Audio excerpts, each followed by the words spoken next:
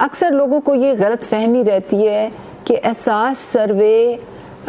کے لیے فارم بانٹے جا رہے ہیں. سوشل میڈیا پہ لوگ مجھ سے بار بار یہ سوال کرتے ہیں کہ کیا گھرانوں کی معلومات اکٹھی کرنے کے لیے فارم بانٹے جا رہے ہیں, اور وہ فارم کون دیتا ہے, کہاں سے لینے ہیں. تو پلیز اس بات کو اچھی طرح سمجھ لیں کہ احساس سروے کے لیے گھر گھر جا کر کوائف جمع کرنے والی ٹیمیں کاغذی فارموں پر نہیں بلکہ اینڈرائڈ ٹیبلٹس پر گھرانوں کے اعداد و شمار جمع کر رہی ہیں.